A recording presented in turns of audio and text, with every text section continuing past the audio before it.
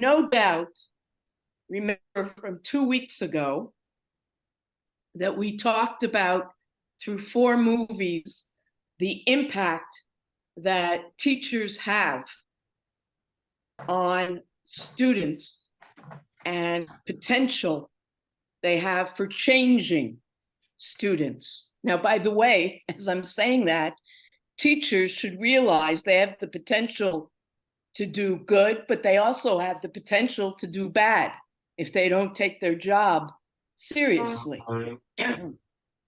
Anyway, unbelievable.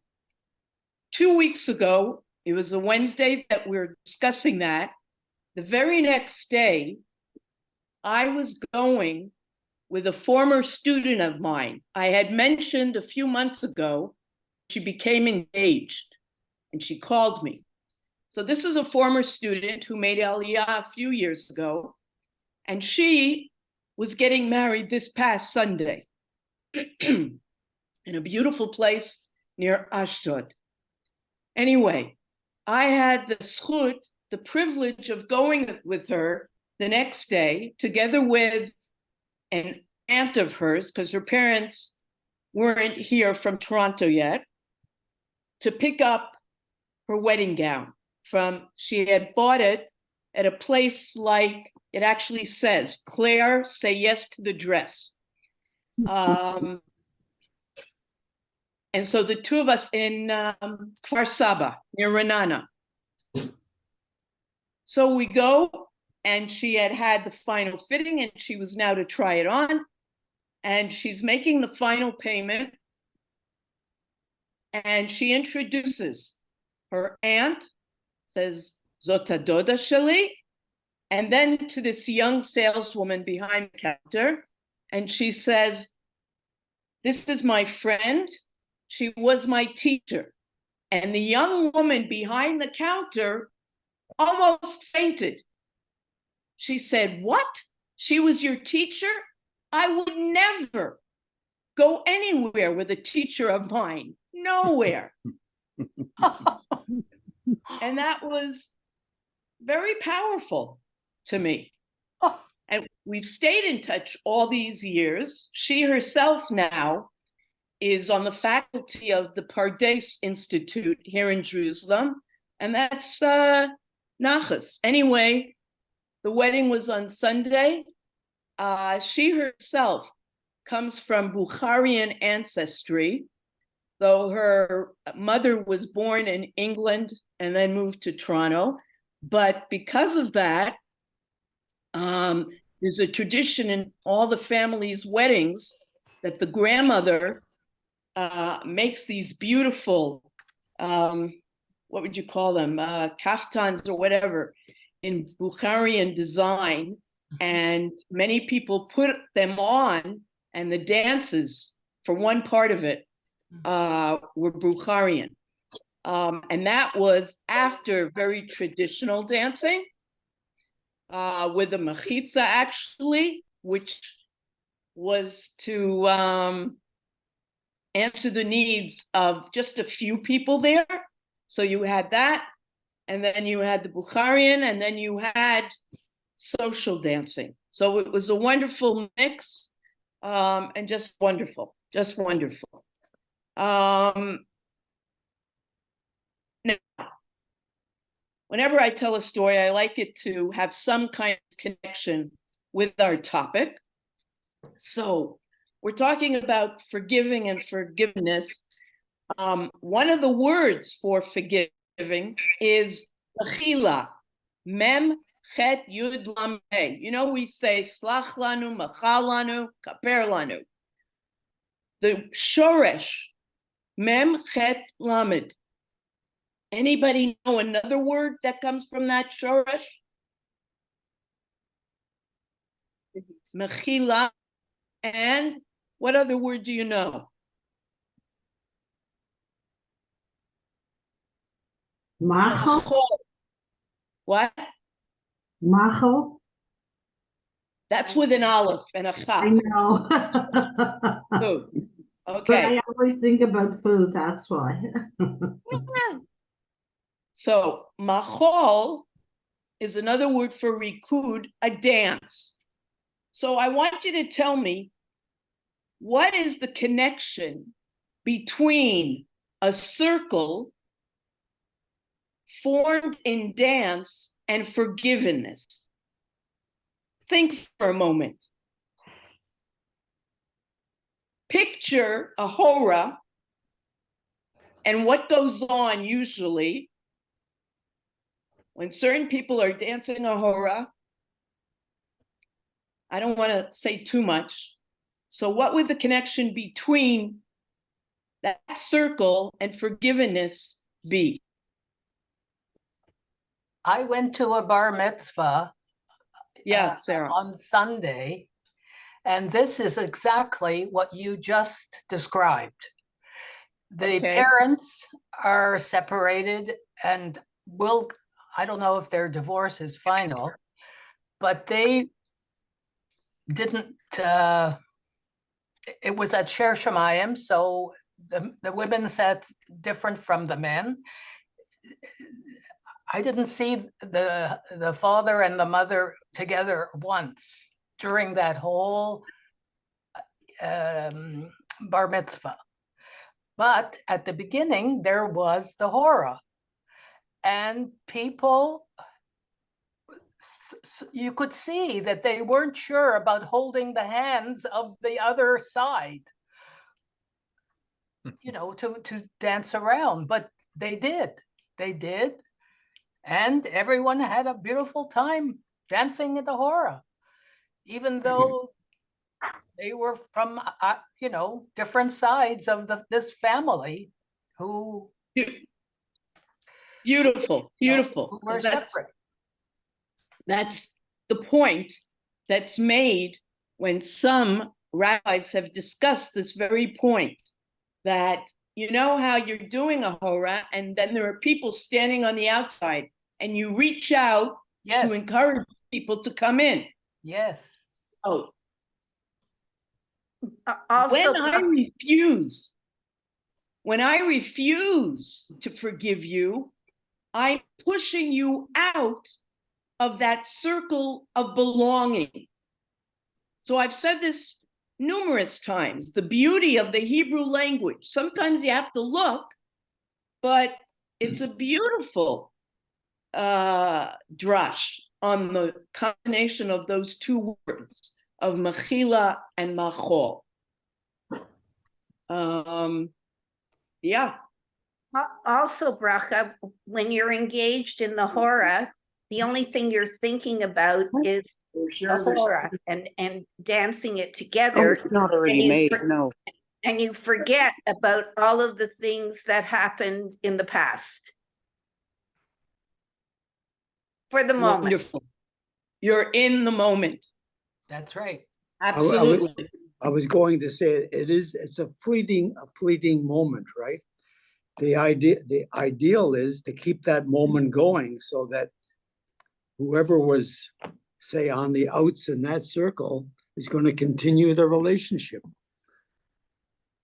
Absolutely. Marlene, absolutely. There's no guarantee of that. Say that again, Sarah? There's no guarantee of that happening, but for that moment, as long as that music was playing, people were dancing together and having a wonderful time. Yeah. And it's certainly better than nothing. Right. Absolutely.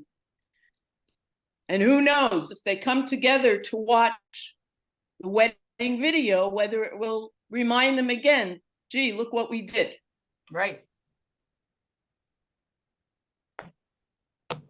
So just one other quick that also has some small thing to do with forgiving. Do you know this name? It was just on the news today. Ruchi Fryer.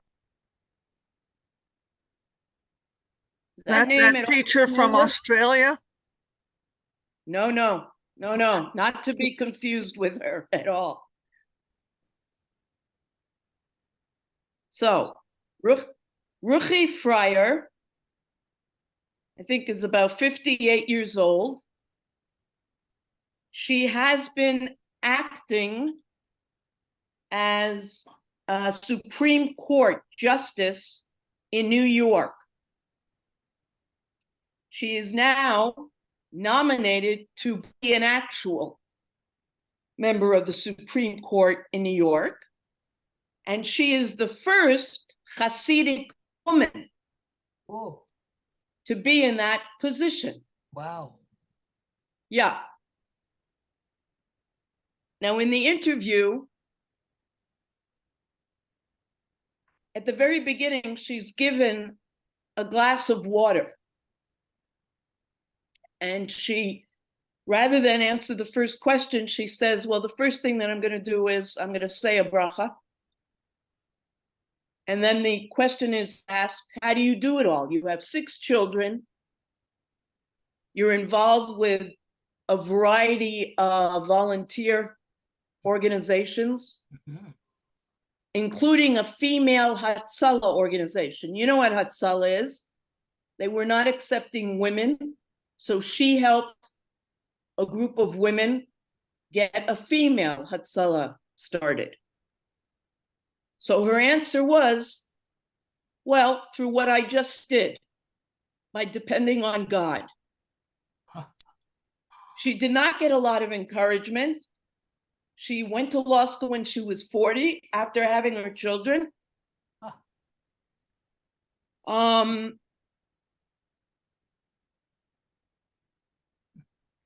she has been moving up. Now, what does this have to do with forgiveness? She says she has never once hidden her religiosity, her observance, and in fact, she's often amongst many men and wants to be respectful, and you see often people shaking hands, and when she is introduced to somebody, she immediately says, what? Forgive me, I do not shake hands with men. And she says, you can be sure that I am remembered. So that is the connection with our subject tonight. But look her up. Ruchi Fryer. Wow. Yeah. Okay.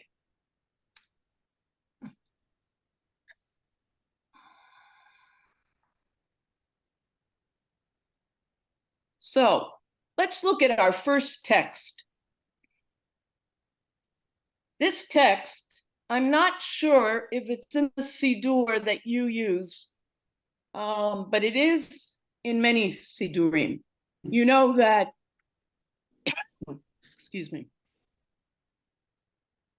there is a Shema that people say at nighttime before going to sleep.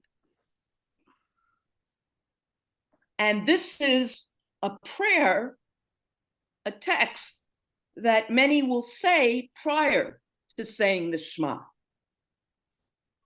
I hereby forgive anyone who has angered me or sinned against me, either physically or financially, against my honor or anything that is mine, whether accidentally or intentionally, inadvertently or deliberately, by speech or by deed, by thought or by speculation, in this incarnation or in any other, may no man be punished on my account. Now, is anyone amongst us aware of this text? No. No, okay. Now that you are aware of the text, and if you need to read it over to yourselves one more time, Can anyone see himself, herself reciting these words? I'm going to give you 30 seconds. Why or why not?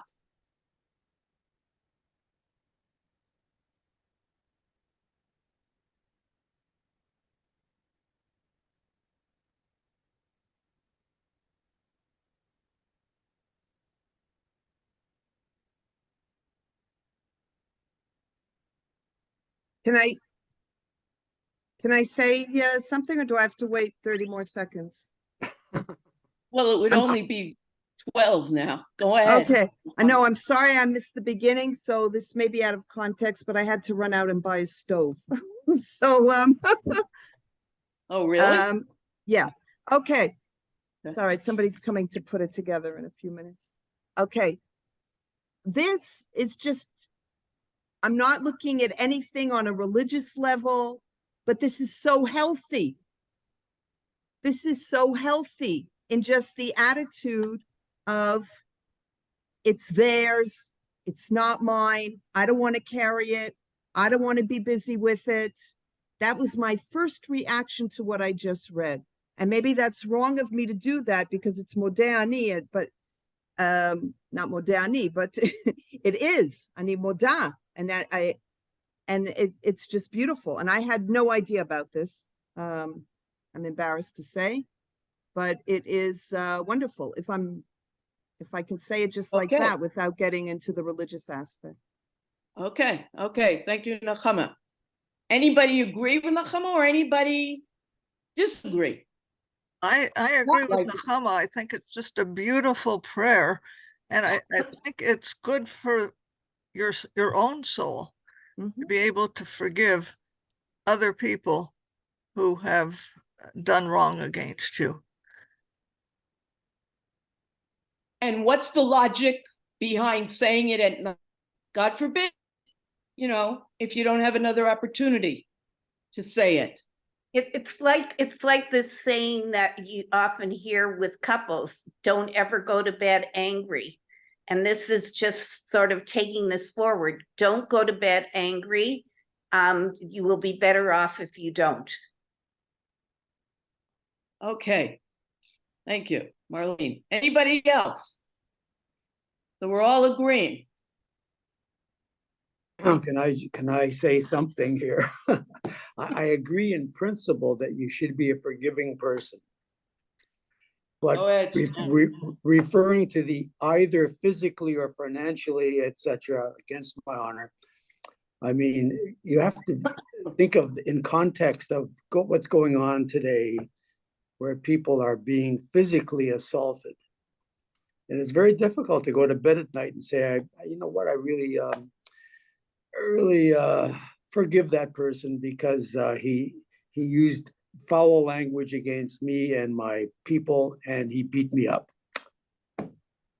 Difficult.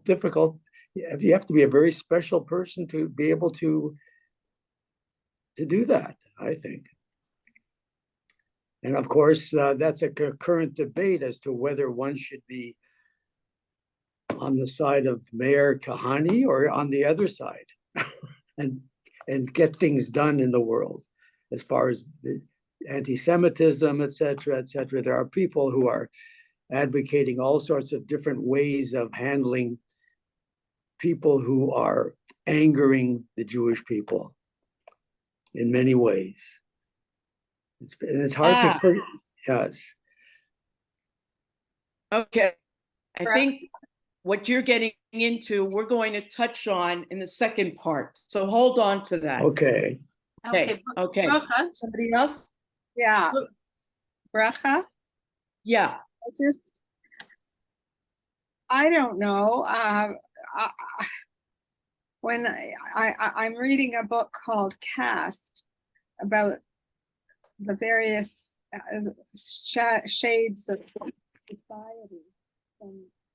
Linda, it's hard. You're breaking up. From the Nazis to the American way the American blacks were lynched and beaten around crowds, to the way the Jews were in the Holocaust, to the way the lowest caste in India is treated. Mhm. And one could say, may no man be punished on my account, maybe, but they should be punished. There should be some retribution. There should be some correction. Bracha, I Okay, would- Linda. Bracha, I would Yes. agree with what was said, because I do think I have two thoughts. One is it takes a great deal of courage to be a forgiver and strength of character. But on the other side, some things are unforgivable. Okay, as I said to Stan, Brenda, hold on to that. Hold on to that.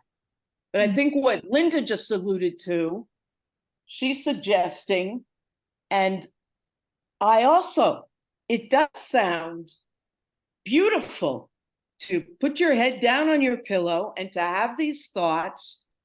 I'm at peace with everyone, and that's is healthy. And so healthier for you rather than being tied up in knots. But it has been suggested that even if the ideal is that we are meant to have a forgiving attitude, a Rabbi Asher Mayer used a beautiful phrase, constructive clemency, that there is a danger in being overly empathetic and forgiving, that if you do that, sometimes something that needs fixing won't be fixed. It will stay broken if you don't make any demands. And I think that's connected with what Linda just suggested. So hold on to these thoughts. Asking for forgiveness and forgiving are often both very difficult. And some people are better than others at doing both, or one at the other. So let's look at 3 scenarios. So the first is a true story, and we're familiar with the novel and the film as well, but we're letting Daniel take a rest for a little while. The 2013 film, Philomena. How many of you are familiar with that? You know, with Judi Dench? No? Okay, better. So some of it is fictionalized, the film, but it is based on an actual investigation conducted by journalist Martin Sixsmith, who claimed that the Irish Catholic Church had forced unwed mothers in their care to give up their children for adoption. Maybe this sounds familiar now. And Philomena Lee, the true character, was one of these mothers. In the film, she joins Sixsmith, the journalist, on a journey to the United States to find out what happened to the son that was taken from her. Ultimately, they discover that her lost son had died of AIDS, but before he died, he actually returned to Ireland, to Sean Ross Abbey, his birthplace, where his mother had been. He was hoping to locate his biological mother. One of the nuns he met knew exactly where and how to contact his mother, Philomena, but deliberately withheld that information from him. In the final scenes of the novel and the film, Philomena and Sixsmith to Sean Moss Abbey simply to visit. That's where he chose to be buried. The mother just wants to see the grave. The journalist Sixsmith is determined to find the vindictive nun who had prevented the mother-son reunion. He finds her, he castigates her for her cruelty.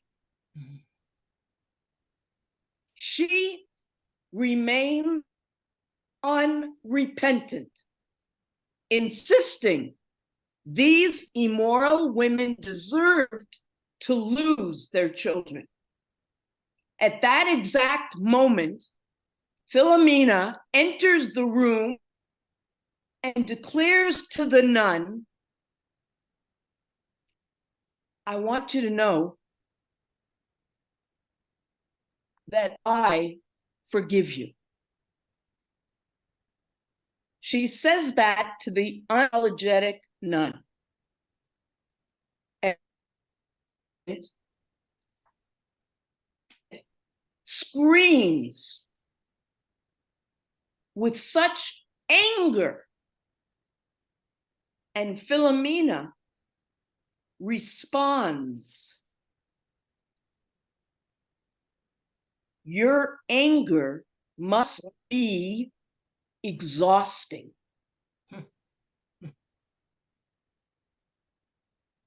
Now, I want to ask you,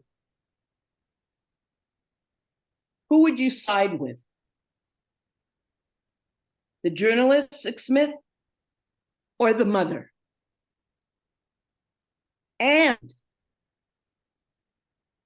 is Philomena, the mother, representing the Jewish approach to the process of forgiving? I think so. Anyone?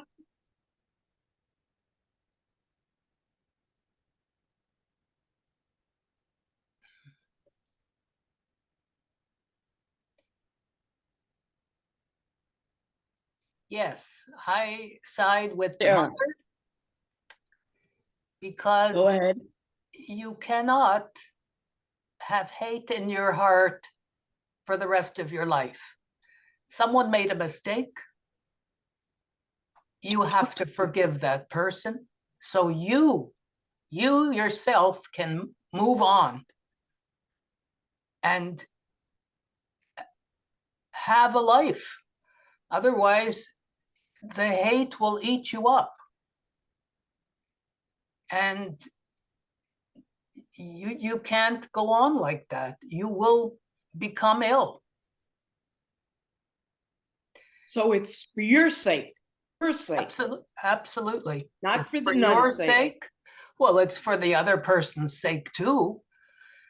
But I think first it's for you. And second, it's for the person who you forgive. Okay. Anyone else?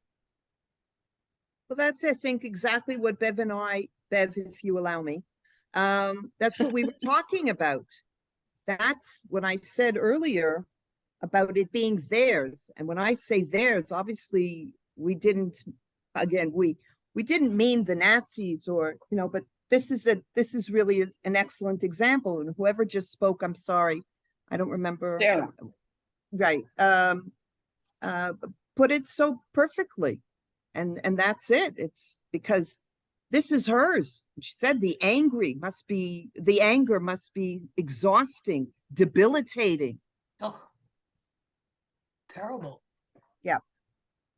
Yes, but there's a part of me that thinks that in order to forgive somebody, if you've been wronged, there has to be a dialogue and a discussion. I mean, to unilaterally forgive someone, that's fine. It does, if you can truly do it. But the healthier thing is to examine it and discuss it and try to arrive at some mutual understanding. Maybe that's foolish on my part, but I don't think it's foolish. I just don't think it always happens.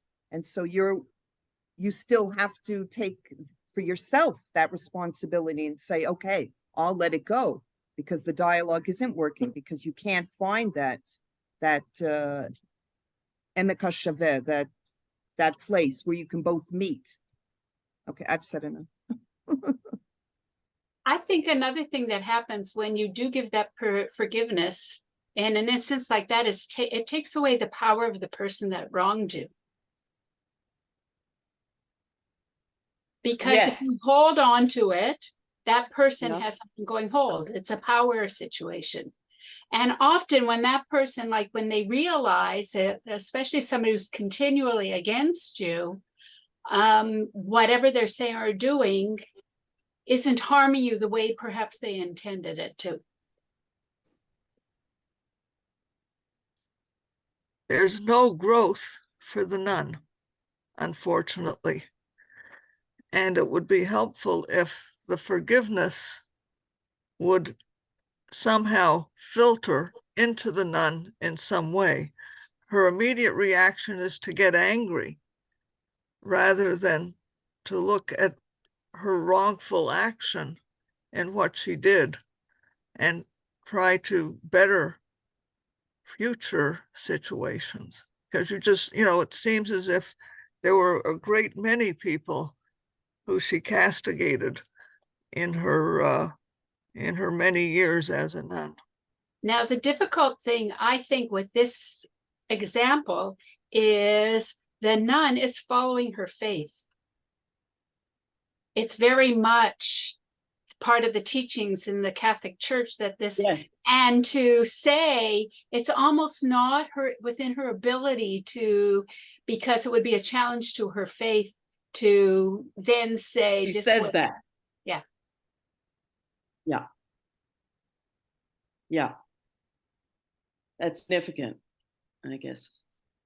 Yeah. So if we look at the next text, elements of the Jewish tradition of forgiveness, an educator in Jerusalem that I taught with for 2 years here, Pita, forgiveness means I fundamentally reaffirm your worth as a person, despite the fact that we both know your act was wrong.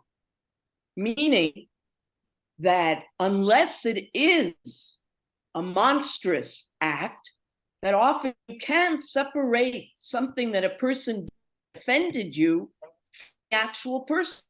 Doesn't mean the person is to be thrown away.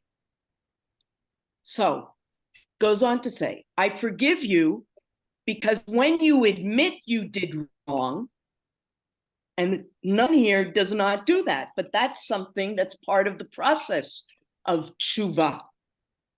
Express remorse and do all you can to make amends, especially when I see that given the opportunity to repeat the crime, you do not do so because you have changed.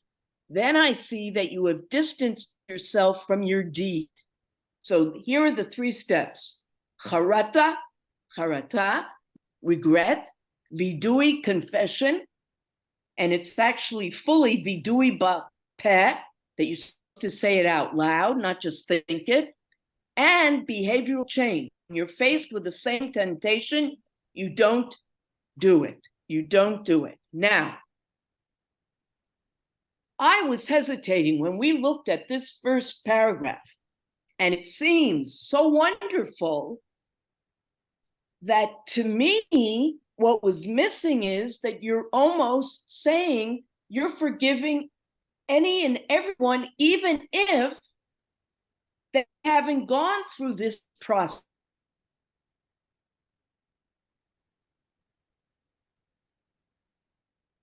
People who haven't regretted what they've done. Sorry. Haven't said they won't do it again. Now, if it's you're just thinking about yourself and what's helping you, fine.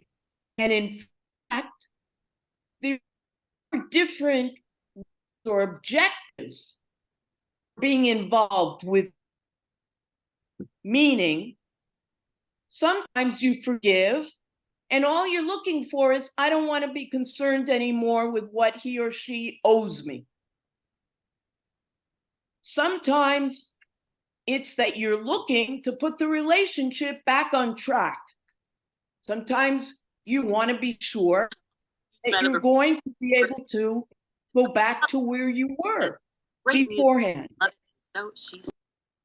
Please mute who's doing that. Now, what I'd like us to do is the next set of scenarios is comparing the reunion of Yaakov and Esau and the reunion of Joseph and his brothers. And it's the latter, the story of Joseph and his brothers, that is called the first incident of forgiveness. And I'm curious as to what you'll think is the reason. What is the difference? Try to take note. As we read it, what is the difference between the two narratives? You'll recall what happens between Jacob and Esau. And Esau hated Jacob. I'm going to read it rather quickly. And Esau hated Jacob because of the blessing that his father had blessed him. And Esau said to himself, let the days of mourning for my father draw near. I will then kill my brother Jacob. And Rebekah was told of the words of Esau, son, and she sent and called Jacob, her younger son, and she said to him, behold, your brother Esau regrets his relationship to you and wishes to kill you. And now, my son, hearken to my voice and arise, flee to my brother Laban to Haran. You shall say. Now, with this pasuk, it's been years, and now the two are going to meet. Yaakov is nervous that Esau is still angry, and he's sending, so to speak, a welcoming committee to Esau before he actually goes. And he says to them, you shall say, I belong to your servant Jacob. It is master to find us. And he commanded also the second one, also all those who follow the herd, saying, in this manner shall you speak to Esau when you meet him. So what have we noticed so far? What are these servants of say to Esau? To act? They're buttering him up. Yes, butter. You're giving you gifts, and you shall say also, behold, your servant Jacob, again, servant, is behind us. For he said, I will appease his anger with the gift that is going before me. And afterwards I will see his face, perhaps he will favor me. Thereupon he said, travel and we will go, and I will go alongside you. And he said to him, my master knows that the children are tender, and the flocks and the cattle which are raising their young depend upon me. And if they overdrive them one day, all the flocks will die. Now let my master go ahead before his servant, and I will move my own slow pace, according to the pace of work that is before me, and according to the pace of the children, until I come to my master to Seir. Thereupon Esau said, let me leave with you some of the people who are with me. But he said, may I find favor in my master's eyes, master. So Esau returned on that day on his way to Seir, and Jacob traveled to Sukkot and built himself a house, and for his cattle he made booths. Therefore he named the place Sukkot. So what do we have here? They've had a nice reunion. He gave him gifts, and they seem to have embraced, but they're going their separate ways. All right, that's better than living in fear. Now let's look at the next. The brothers have come down to Egypt. And Joseph said to his brothers, please come closer to me. And they drew close, and he said, I am your brother you sold into Egypt.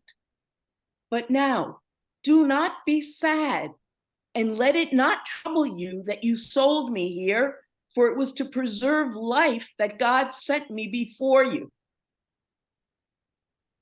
And they said to one another, indeed, we are guilty for our brother, that we witnessed the distress of the soul when he begged us and we did not listen.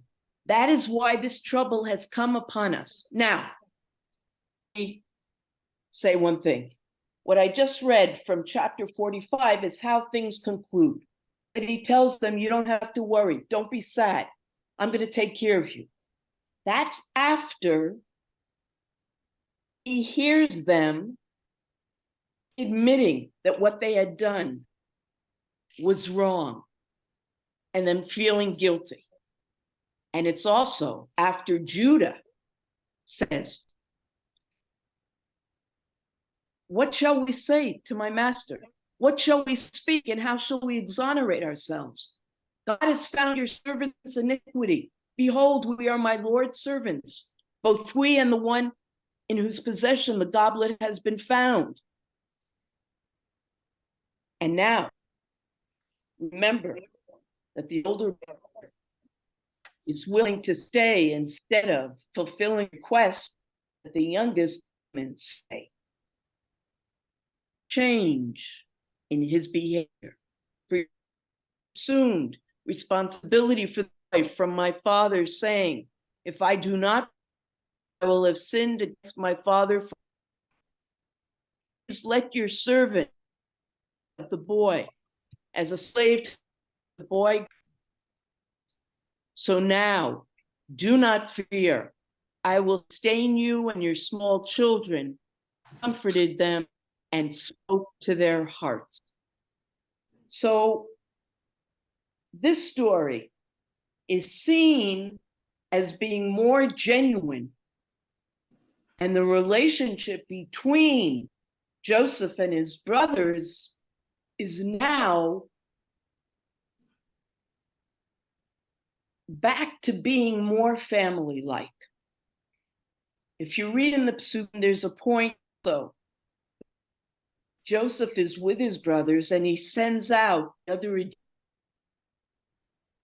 and the commentator said that Joseph went to speak as brothers, but also language that the family would speak. So all kinds, and him wanting to unite. Therefore, these two stories as of different objectives when you're looking to forgive. Sometimes, get rid of the pain and maybe forgive, but don't have other expectations. That's something that we find this time of year. But to get that, because it is so unhealthy, get rid of it. Get rid of it. And here, if you look, it's a very small print, but slicha. Now that's a word that we use all the time. Slicha, sorry. Slach. So another drash, that the same three letters in slach are samach chasal. From another chasal, said that it's finished. So when you forgive, the past is finished. And you move. Okay, and now to hold on to some thought. To this on a totally different level. This is taking the wonderful institution in Boston, Facing History and Ourselves. Your children and children studied in their school the Holocaust, and they've taken sections from Simon Wiesenthal's The Sunflower scenario, and then to what Wiesenthal did or did not do. In The Sunflower, Wiesenthal writes of an incident that occurred when he was a concentration camp inmate in Poland. One day, he went to a hospital for German soldiers as part of a crew. At work, a nurse approached him and asked, "Are you?" She 22-year-old was done, completely covered, called to tell Wiesenthal burning a lot an entire Jews, at least 150 horse, throwing to a house and watching victims leapt from the building with their children in their arms. Carl said, "The pains in my body are terrible, but worse still is my conscience. I cannot die with a clear. You are, do not. That is enough. In long nights, I have been waiting for death. I have longed to talk about it, to beg for from him. Only I didn't know whether asking is almost too much. Answer, I cannot die in peace." Wiesenthal chose to answer, and he left saying a word. The next day he learned that he had died.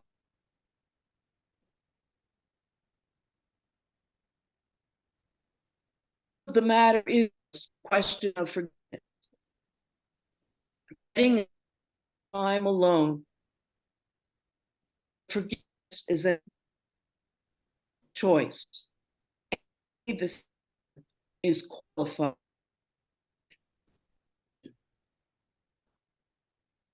But just can really change yourself, the crucial question.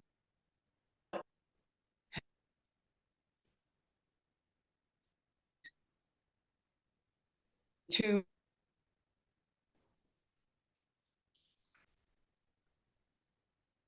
It looks like Bracha's internet has stopped working or is going too slow. I hope that some of you were able to read what she had written or shared on the screen. Hopefully we can ask her to share it with us all later. Let's just give her a minute, see if she's able to come back on, and then we'll see how it goes. I don't know what happened. You're back. Okay. I wasn't able to hear the very last couple of Okay. lines.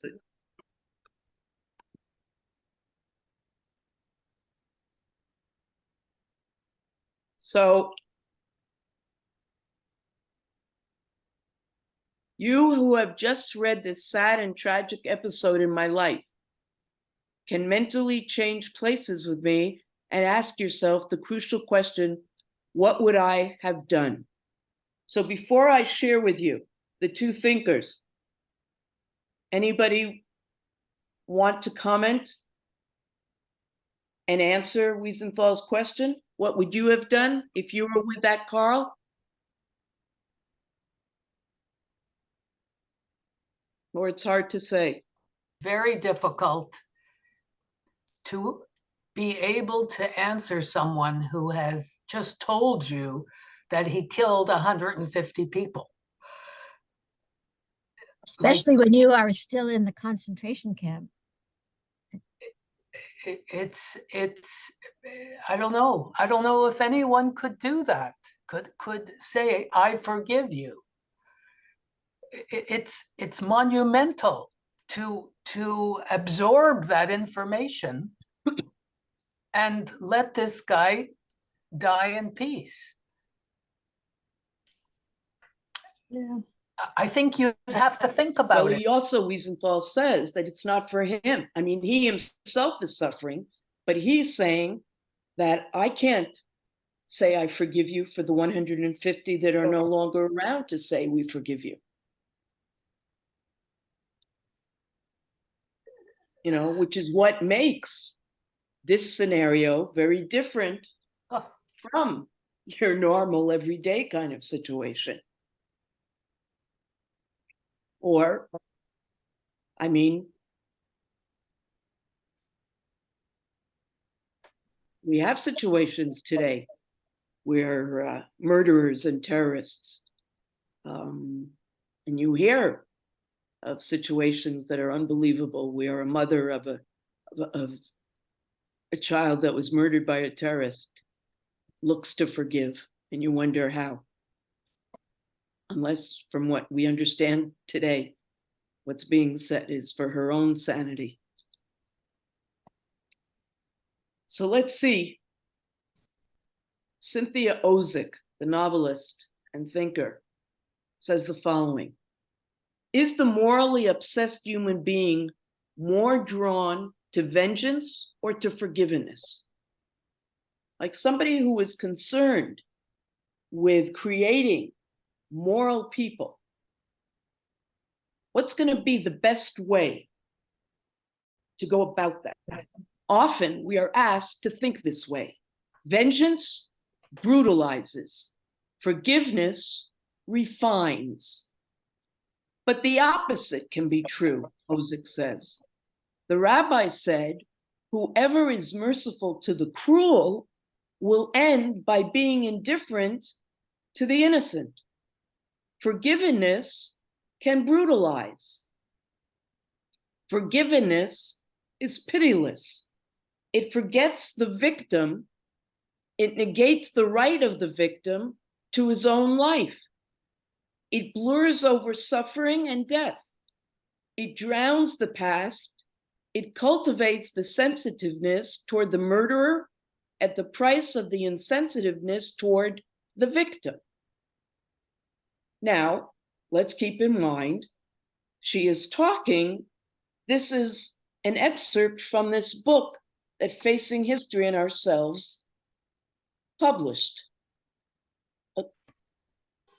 from Simon Wiesenthal's. So she is talking about the Nazis. So she is opposed to forgiving them, as opposed to Rabbi Harold Kushner that we're all familiar with, Why Bad Things Happen to Good People, who says, forgiving is not something we do for another person, as the Nazi asked Wiesenthal to do for him. Forgiving happens inside us. It represents a letting go of a sense of grievance. And perhaps most importantly, a letting go of the role of victim. And somebody just said a few minutes ago, I'm sorry, I'm not going to remember, I'm not going to take the time who exactly it was, but that the power, that we take away their power by okay. For a Jew to forgive the Nazis would not mean, God forbid, saying to them, what you did was understandable. I can understand what led you to do it, and I don't hate you for it. It would mean saying, what you did was thoroughly despicable and puts you outside the category of decent human beings. But I refuse to give you the power to define me as a victim.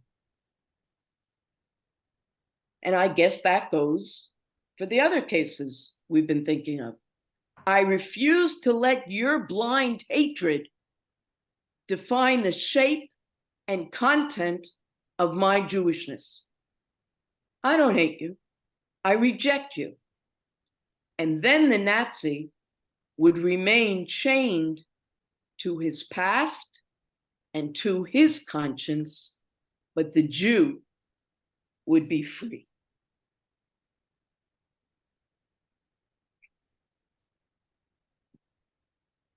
So,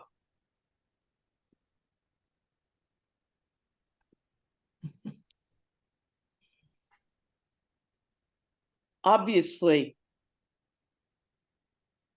the specifics of the particular case and relationship between the offender and the person who's been hurt are all significant in what you can expect, what you would demand, and what will satisfy you. And there are different levels. Hopefully, we'll never have to deal with the extreme of a murderer, a terrorist. But on a personal level, we all do. Any thoughts or any suggestions that anybody can give? You know that there are people already making phone calls to everybody on their phone list. I'm saying this seriously. People who call, people who they know they have offended and are just making sure that they're forgiven. And people who call people and say, I don't know if I hurt you in the course of the year, but in case I did and I'm not aware, please forgive me. There are people who do that. Mhm. So in that spirit, if there is anybody here who I have offended, please not without any, no, seriously. I certainly didn't mean to. Okay. So Stan, was there something else you wanted to say now that I put you on hold? Before. You were saying something about, you're on mute. Oy. You're still, Stan? Okay, go, Okay. repeat what you were just saying, because I was called away before. Go ahead. No, well, we went to the extreme Yes, of some people, like certain categories, that forgiving, we try to make a separation between an act that really hurt us and a person. Because we all have been hurt by somebody, and somebody that we care very much about. But you don't let that destroy the relationship, right? yes, Because of that right. act, and you get beyond that act. But aren't there certain acts like the Nazis, and Simon Wiesenthal was confronted with one of the perpetrators? Can it be expected of you to forgive?